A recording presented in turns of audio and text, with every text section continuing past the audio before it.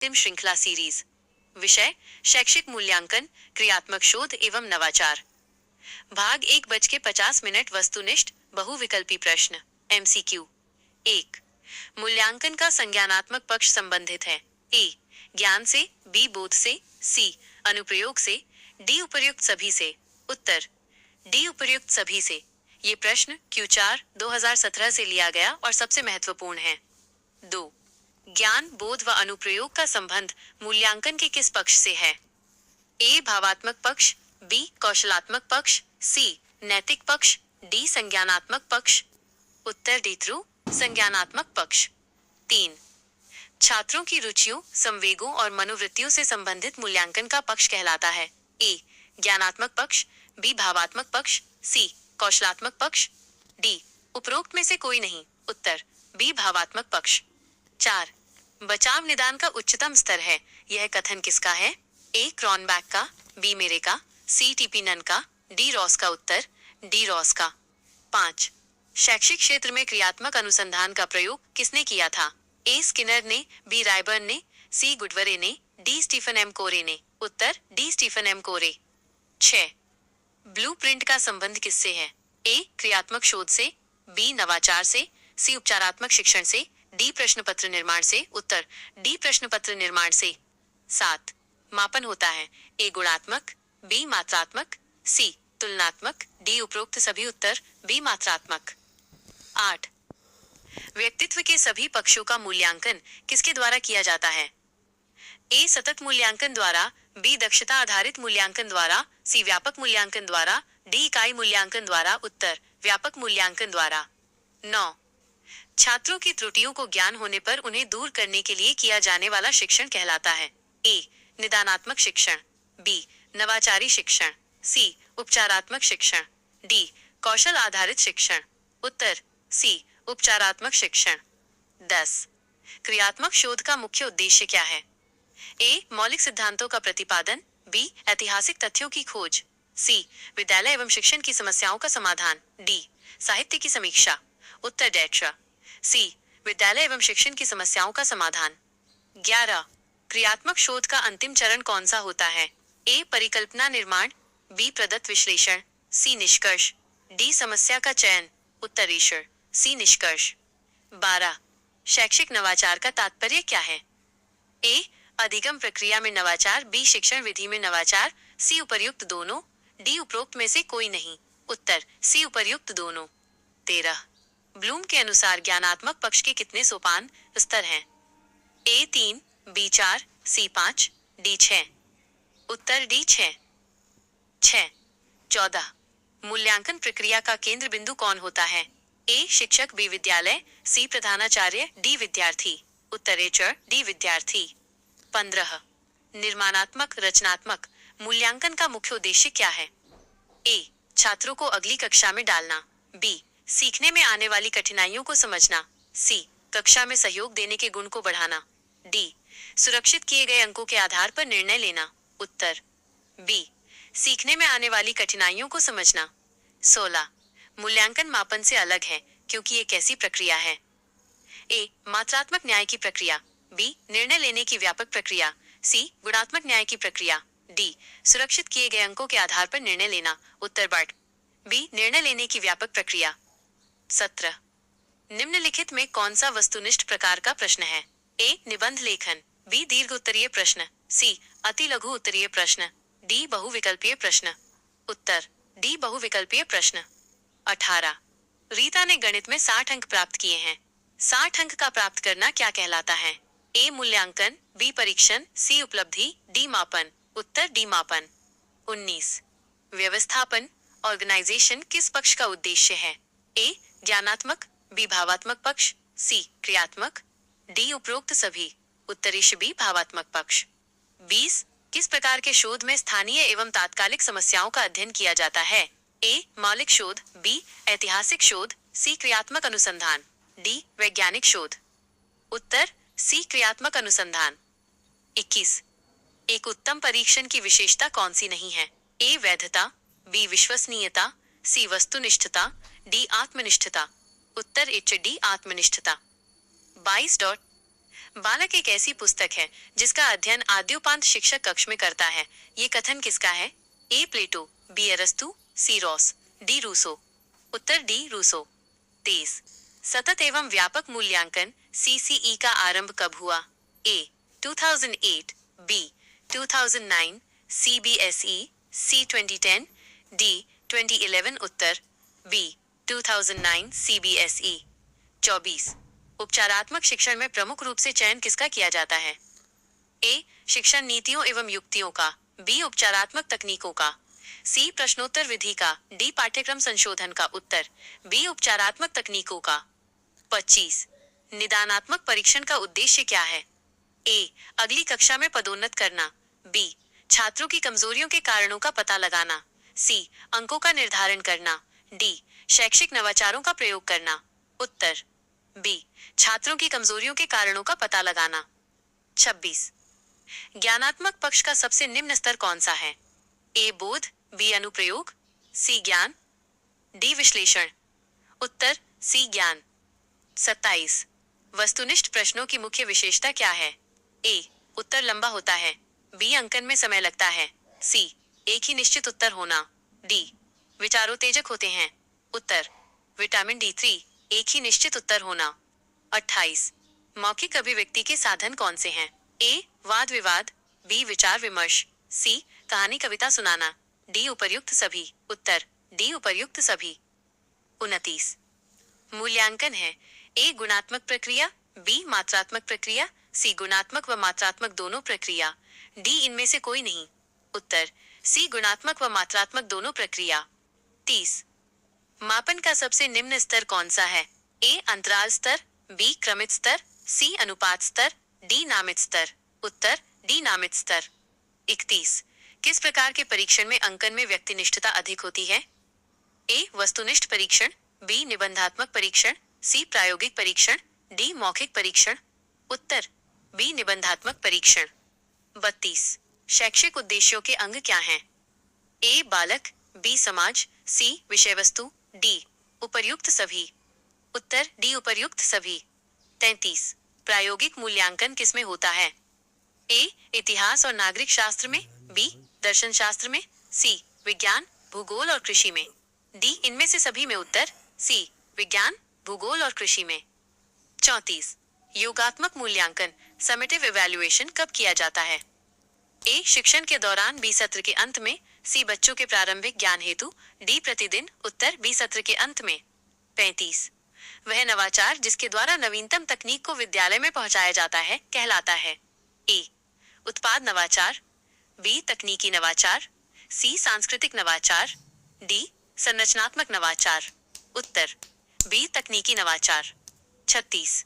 उत्तम परीक्षण में वैधता से क्या अभिप्राय है? ए बार बार प्रयोग करने पर समान परिणाम देना, बी जिस उद्देश्य के लिए बनाया गया है उसी की पूर्ति करना, सी आसानी से प्रयोग किया जा सकना, डी प्रश्नों का स्पष्ट होना। उत्तर विटामिन डी के दो संभावित रूप हैं, बी जिस उद्देश्य के लिए बनाया गया है उसी की पूर्ति करना। 37। क्रियात्मक शोध में परिकल्पना किस प्रकार की होती है? ए शून्य परिकल्पना, बी वैकल्पिक परिकल्पना, सी क्रियात्मक परिकल्पना, डी सांख्यिकीय परिकल्पना। उत्तर सी क्रियात्मक परिकल्पना। 38। बौद्धिक योग्यता में बोध का अंग नहीं है? ए अनुवाद, बी निर्वचन, सी आत्मसात करना, डी व्याख्या। उत्तर सी आत्मसात करना। 39। सतत मूल्यांकन कहलाता है? ए सत्र के अंत में किया जाने वाला मूल्यांकन, बी सत्र के मध्य में किया जाने वाला मूल्यांकन, सी सत्र पर्यंत लगातार किया जाने वाला मूल्यांकन, डी केवल संप्राप्ति का मूल्यांकन। उत्तर सी सत्र पर्यंत लगातार किया जाने वाला मूल्यांकन। 40। निम्नलिखित में से कौन शैक्षिक मापन का कार्य है? ए मूल्य निर्धारण, बी गुण निर्धारण, सी संख्यात्मक मान प्रदान करना, डी उपरोक्त सभी। उत्तर ये टू सी संख्यात्मक मान प्रदान करना। 41। भावात्मक पक्ष से संबंधित क्या है? ए रुचियां, बी संवेग, सी मनोवृत्तियां, डी उपरोक्त सभी। उत्तर डी उपरोक्त सभी। 42। लिखित परीक्षा की उपयोगिता क्या है? ए अधिक छात्रों का मूल्यांकन, बी छात्रों के लेखन कौशल का मूल्यांकन, सी स्मृति व ज्ञान का मूल्यांकन, डी उपरोक्त सभी। उत्तर डी टू उपरोक्त सभी। 43। मांसपेशियां एवं आंगिक गतिविधियां मूल्यांकन के किस पक्ष से संबंधित होती हैं? ए ज्ञानात्मक, बी भावात्मक, सी मनोगत्यात्मक कौशलात्मक, डी नैतिक। उत्तर सी मनोगत्यात्मक कौशलात्मक पक्ष। 44। क्रियात्मक शोध का प्रथम सोपान चरण कौन सा होता है? ए परिकल्पना का निर्माण, बी समस्या का चयन, सी निष्कर्ष, डी प्रदत्त संकलन। उत्तर इष्टो बी समस्या का चयन। 45। शैक्षिक शोध के प्रकार कितने हैं? ए 2, बी 3, सी 5, डी 6। उत्तर बी 3, 3 मौलिक व्यावहारिक क्रियात्मक। 46। शैक्षिक नवाचार का एक उद्देश्य क्या है? ए शिक्षा को कठोर बनाना, बी अधिगम प्रक्रिया को सरल बनाना, सी पुराने तरीकों को दोहराना, डी केवल तकनीक का प्रयोग करना। उत्तर बी अधिगम प्रक्रिया को सरल बनाना। 47। पुनर्बलन का अर्थ है ए छात्रों को दंड देना, बी छात्रों को पुरस्कार देना, सी किसी अनुक्रिया की आवृत्ति बढ़ाने वाला उद्दीपन, डी उपरोक्त कोई नहीं। उत्तर सी किसी अनुक्रिया की आवृत्ति बढ़ाने वाला उद्दीपन। 48। कौन सा परीक्षण बालक के सीखने की कठिनाइयों का पता लगाता है? ए उपलब्धि परीक्षण, बी निदानात्मक परीक्षण, सी उपचारात्मक परीक्षण, डी रचनात्मक परीक्षण। उत्तर बी निदानात्मक परीक्षण। 49। ब्लूम के ज्ञानात्मक पक्ष का उच्चतम स्तर कौन सा है? ए बोध, बी अनुप्रयोग, सी ज्ञान, डी मूल्यांकन या सृजन। उत्तर डी मूल्यांकन या सृजन। 50। किस शोध में सार्वभौमिक सिद्धांतों का प्रतिपादन किया जाता है? ए क्रियात्मक शोध, बी मौलिक शोध, सी ऐतिहासिक शोध, डी वैज्ञानिक शोध। उत्तर बी मौलिक शोध। भाग 2:50 अति लघु उत्तरीय प्रश्न VSAQ। 51. मूल्यांकन को परिभाषित कीजिए। उत्तर मूल्यांकन वो प्रक्रिया है जिसके द्वारा यह ज्ञात किया जाता है कि शैक्षिक उद्देश्यों को किस सीमा तक प्राप्त किया गया है। 52. शैक्षिक मापन किसे कहते हैं? उत्तर शैक्षिक मापन का अर्थ है छात्रों की शैक्षिक विशेषताओं को किसी नियम के अनुसार संख्यात्मक मान प्रदान करना। 53. मापन और मूल्यांकन में कोई एक मुख्य अंतर बताइए। उत्तर मापन मात्रात्मक होता है जबकि मूल्यांकन मात्रात्मक और गुणात्मक दोनों होता है। 54. मूल्यांकन के प्रमुख 2 प्रकार बताइए। उत्तर 1 रचनात्मक निर्माणात्मक और 2 योगात्मक संकलनात्मक मूल्यांकन। 55. रचनात्मक मूल्यांकन किसे कहते हैं? उत्तर रचनात्मक मूल्यांकन वो है जो शिक्षण के दौरान सत्र के मध्य बच्चों की प्रगति और सुधार हेतु किया जाता है। 56. सतत एवं व्यापक मूल्यांकन CCE का क्या आशय है? उत्तर सतत मूल्यांकन नियमितता को तथा व्यापक मूल्यांकन छात्र के व्यक्तित्व के सभी पक्षों शैक्षिक व सह शैक्षिक को दर्शाता है। 57. व्यापक मूल्यांकन की आवश्यकता क्यों है? उत्तर छात्र के व्यक्तित्व के सभी पक्षों शैक्षिक और सह शैक्षिक का समग्र मूल्यांकन करने के लिए। 58. ब्लूम ने शैक्षिक उद्देश्यों को कितने भागों में विभाजित किया है? उत्तर 3 भागों में, ज्ञानात्मक, भावात्मक और मनोगत्यात्मक क्रियात्मक पक्ष। 59. मूल्यांकन के संज्ञानात्मक पक्ष से संबंधित कोई एक बिंदु का उल्लेख करो। उत्तर ज्ञान, नॉलेज या अनुप्रयोग, एप्लीकेशन। 60. मूल्यांकन के 2 प्रमुख पक्षों का उल्लेख कीजिए। उत्तर 1 ज्ञानात्मक पक्ष, 2 भावात्मक पक्ष। 61. क्रियात्मक शोध की एक परिभाषा लिखिए। उत्तर क्रियात्मक शोध वह शोध है जो व्यक्ति अपने कार्यक्षेत्र की तत्काल समस्याओं को हल करने के लिए स्वयं करता है। स्टीफन M कोरे। 62. क्रियात्मक शोध के प्रवर्तक का नाम लिखिए। उत्तर स्टीफन M कोरे। 63. क्रियात्मक शोध के प्रथम एवं अंतिम चरण का उल्लेख कीजिए। उत्तर प्रथम चरण समस्या का चयन, अंतिम चरण निष्कर्ष। 64. परिकल्पना हाइपोथेसिस क्या है? उत्तर परिकल्पना समस्या के संभावित कारणों का एक अस्थायी समाधान या उत्तर होता है जिसे शोध द्वारा प्रमाणित किया जाता है। 65. क्रियात्मक शोध की क्या उपयोगिता है? उत्तर ये विद्यालय की स्थानीय समस्याओं के त्वरित और व्यावहारिक समाधान के लिए उपयोगी है। 66. निदानात्मक परीक्षण का उपयोग क्या है? उत्तर छात्रों की सीखने संबंधी कमजोरियों के कारणों का पता लगाने के लिए। 67. उपचारात्मक शिक्षण से क्या तात्पर्य है? उत्तर निदानात्मक परीक्षण से ज्ञात कमजोरी के कारणों को दूर करने के लिए आवश्यक सहायता या विशेष शिक्षण देना। 68. परीक्षण किसे कहते हैं? उत्तर परीक्षण वो साधन या उपकरण है जिसके द्वारा किसी व्यक्ति की योग्यता या क्षमता का मापन किया जाता है। 69। उत्तम परीक्षण के दो गुण बताइए। उत्तर 1, वैधता, वैलिडिटी। 2, विश्वसनीयता, रिलायबिलिटी। 70। परीक्षण में वैधता से क्या अभिप्राय है? उत्तर, परीक्षण का उस उद्देश्य को मापना जिसके लिए वह बनाया गया है। 71। प्रश्न पत्र निर्माण के सोपान कौन कौन से हैं? कोई दो। उत्तर 1, उद्देश्यों का निर्धारण। 2, ब्लूप्रिंट तैयार करना। 72। ब्लूप्रिंट क्या है? उत्तर, ब्लूप्रिंट एक त्रिआयामी तालिका है जो प्रश्नों के प्रकार, उद्देश्यों और विषय वस्तु के भार को दर्शाती है और प्रश्न पत्र की संरचना का आधार बनती है। 73। शैक्षिक नवाचार का अर्थ स्पष्ट कीजिए। उत्तर, शैक्षिक नवाचार का अर्थ है शिक्षा के क्षेत्र में सुधार लाने के लिए जानबूझकर नवीन विचारों या विधियों का प्रयोग करना। 74। शिक्षा में नवाचार की क्या आवश्यकता है? कोई एक। उत्तर, शिक्षा को आधुनिक और समय सापेक्ष बनाने के लिए। 75। मौखिक अभिव्यक्ति के साधन कौन कौन से हैं? कोई दो। उत्तर 1, वाद विवाद। 2, साक्षात्कार। 76। दक्षता आधारित मूल्यांकन क्या है? उत्तर, वह मूल्यांकन जिसमें छात्र द्वारा निर्धारित दक्षताओं, कौशलों की प्राप्ति की सीमा का आकलन किया जाता है। 77। पुनर्बलन का क्या अर्थ है? उत्तर, किसी अनुक्रिया के बाद दिया गया उद्दीपन जो उस अनुक्रिया के दोहराव की संभावना को बढ़ाता है। 78। छात्र प्रोफाइल का क्या महत्व है? उत्तर, यह बच्चे के समग्र प्रगति, शैक्षिक, स्वास्थ्य, व्यवहार का स्थायी रिकॉर्ड रखने में सहायक है। 79। साक्षात्कार कितने प्रकार के होते हैं? मुख्य दो। उत्तर, संरचित, स्ट्रक्चर्ड और असंरचित, अनस्ट्रक्चर्ड साक्षात्कार। 80। अवलोकन ऑब्जर्वेशन प्रविधि क्या है? उत्तर, वह प्रविधि जिसमें शोधकर्ता, शिक्षक प्रत्यक्ष रूप से छात्रों के व्यवहार और क्रियाओं को देखकर सूचनाएं संकलित करता है। 81। लिखित परीक्षा की दो उपयोगिता लिखिए। उत्तर 1, विस्तृत उत्तरों का मूल्यांकन संभव। 2, लेखन कौशल का आकलन। 82। मौखिक परीक्षा के दो गुण लिखिए। उत्तर 1, शीघ्र परिणाम। 2, छात्रों के तात्कालिक ज्ञान और आत्मविश्वास का मूल्यांकन। 83। गणितीय कौशल को संक्षेप में बताइए। उत्तर, गणितीय कौशल में गणना, तार्किक चिंतन और गणितीय समस्याओं को हल करने की क्षमता शामिल है। 84। भाषाई कौशल से आप क्या समझते हैं? उत्तर, भाषा के 4 मूलभूत कौशल, सुनना, बोलना, पढ़ना और लिखना, LSRW। 85। मापन के प्रकार बताइए। उत्तर, नामित स्तर, क्रमित स्तर, अंतराल स्तर और अनुपात स्तर। 86। मूल्यांकन की दो विशेषताएं लिखिए। उत्तर 1, निरंतरता कंटिन्यूअस। 2, उद्देश्य केंद्रित गोल ओरिएंटेड। 87। शैक्षिक शोध का अर्थ बताइए।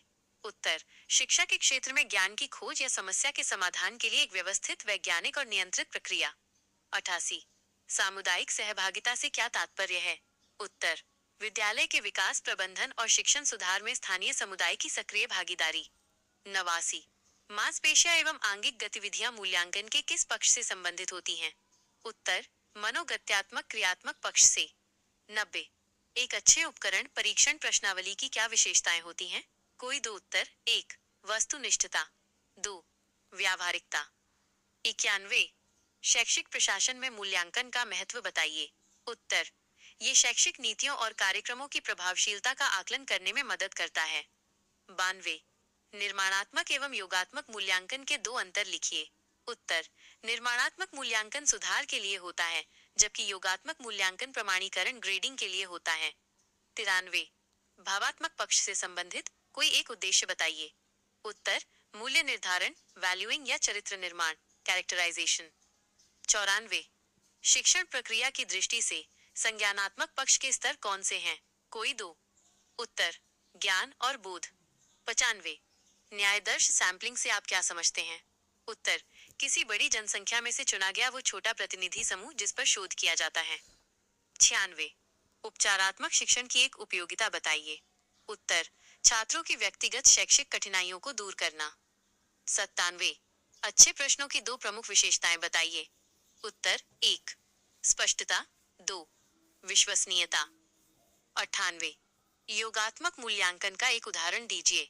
उत्तर, वार्षिक परीक्षा या सत्रांत परीक्षा। 99। परीक्षण और मापन में कोई एक अंतर बताएं। उत्तर, परीक्षण एक साधन है जबकि मापन उस साधन से प्राप्त संख्यात्मक प्रक्रिया है। 100। मूल्यांकन और मूल्य निर्धारण के आपस में संबंध की व्याख्या कीजिए। उत्तर, मूल्यांकन एक व्यापक प्रक्रिया है जिसमें मापन संख्या के आधार पर मूल्य निर्धारण निर्णय देना किया जाता है।